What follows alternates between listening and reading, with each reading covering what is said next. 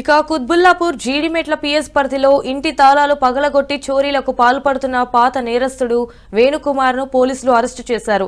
April 6న అపూరప్ప కాలనీలో ఓ ఇంట్లో దొంగతనం జరిగిందని వచ్చిన ఫిర్యాదుతో విచారణ జరిపినట్లు పోలీసులు తెలిపారు. సీసీ కెమెరాల ఆధారంగా దర్యాప్తు చేపట్టారు. నిందితుడి వద్ద 11 లక్షల విలువైన 12 తులాల బంగారం, 20 తులాల వెండి, ఒక ద్విచక్ర వాహనాన్ని స్వాధీనం చేసుకున్నట్లు పోలీసులు వెల్లడించారు.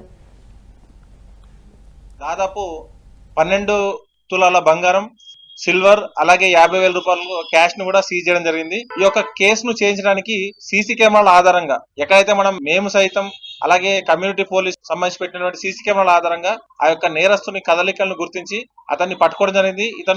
ఇతనితో పాటు ఇంకొక నేరస్తుడు ఉన్నాడు. ప్రస్తుతం అతను అబ్స్కాండింగ్ లో ఉన్నారు. అతని కోసం కూడా బృందాలు గాలిస్తా ఉన్నాయి. గతంలో దాదాపు 40కి పైగా కేసుల్లో ఇతను ఇన్వాల్వ్ కావడం జరిగింది. దుండిగల్ పిఎస్ నుంచి పీడీ యాక్ట్ లో కూడా ఇతను గతంలో అరెస్ట్ కావడం జరిగింది. ఈ నేర ప్రవృత్తిని మార్చుకోకుండా ఇలాగే నేరాలు చేస్తున్న వ్యక్తిని అతని ఎంఓ ఆధారంగా, అతని సీసీ కెమెరా ఆధారంగా పట్టుకోవడం జరిగింది. ఇతన్ని అరెస్ట్ చేయడంతో పాటు పీడీ యాక్ట్ కూడా మళ్ళీ ప్రపోజ్ చేయడం జరుగుతూ ఉంది. గత నెల 6వ